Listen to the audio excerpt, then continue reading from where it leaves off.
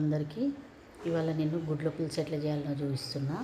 ఒక 8 గుడ్లు, నలుగురి మెంబర్స్కి ఎంత గ్రేవీ పడుతుందో ఆయిల్ వేడి చేసుకొని, చిన్న లగన్ పెట్టి ఆయిల్ వేడి చేసుకొని అందులో జీలకర్ర మెంతులు తాలింపుకి వేసి, జీలకర్ర మెంతులు ఎర్రగైన తర్వాత 4 ఉల్లిగడ్డలను సన్నగా తరుపుకొని 2 పచ్చిమిరపకాయలు వేసి ఆయిల్లో వేసేసి మంచిగా ఫ్రై చేయాలి.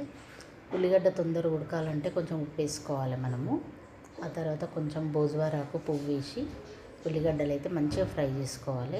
ఉల్లిగడ్డలు ఫ్రై అయిన తర్వాత మనం పసుపు వేసుకోవాలి.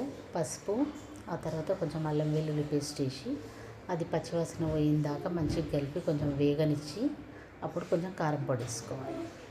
కారం పొడి కూడా తగినంత వేసుకోవాలి, ఎందుకంటే ఇలా పల్లీల పొడి, కొబ్బరి పొడి ఇవన్నీ వేస్తున్నాం కాబట్టి కొంచెం మంచిగానే పడుతుంది. చింతపండు రసం కూడా ఉంటుంది కాబట్టి. సో కొంచెం వాటర్ యాడ్ చేసి ఈ ఉల్లిగడ్డను ఈ కారంతోటి ఉడకనియాలి. ఎక్కడైనా ఉల్లిగడ్డ ఉడకకుండా కూడా అది మెత్తగా అయిపోతుంది.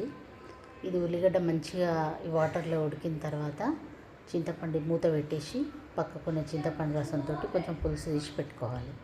ఇక కొబ్బరి పల్లీలు అయితే నేను పేస్ట్ చేసుకున్నా. ధనియాల పొడి, గరం మసాలా పొడి, జీలకర్ర పొడి రెడీ ఉంది. ఇప్పుడు ఇక ఉల్లిపాయ అయితే ఉడికిపోయింది. ఇప్పుడు మనం ఇలా రుబ్బి పెట్టుకున్న పేస్ట్ వేయాలి. పేస్ట్ వేసి పచ్చివాసన పోయేంత వరకు మంచిగా వేపుకోవాలి. తగినన్ని వాటర్ కూడా యాడ్ చేసుకోవాలి. మనకి ఎంత గ్రేవీ కావాలనో అంత వాటర్ యాడ్ చేసుకొని ఇది మంచిగా ఉడకనియాలి.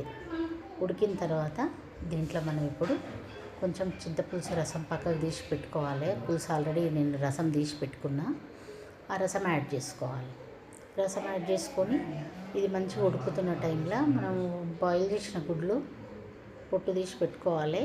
ఆ గుడ్లను ఇప్పుడు ఈ పులుసులో యాడ్ చేసుకొని పులుసు గుడ్లు సమానంగా 2 మసిలితే పులుసు అంతా గ్రేవీ అంతా గుడ్లలోకి దిగి, గుడ్లు సైడ్కి వెళ్ళి నేను కాట్లు పెట్టిన.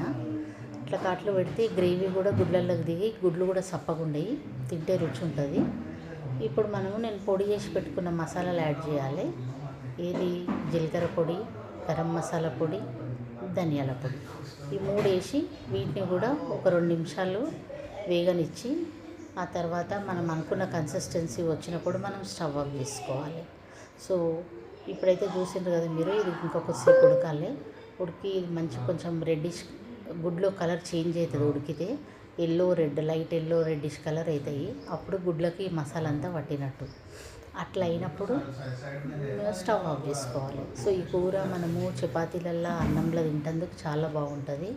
బగారా రైస్ చేసుకున్నా చాలా బాగుంటుంది. ఇక లాస్ట్కు కొంచెం కరివేపాకు, కొత్తిమీర వేసి గార్నిష్ చేసుకొని మనం అనుకున్న విధంగా కన్సిస్టెన్సీ వచ్చిందంటే స్టవ్ ఆఫ్ చేసుకోవాలి. మీకు నచ్చితే లైక్, షేర్, సబ్స్క్రైబ్ తప్పకుండా.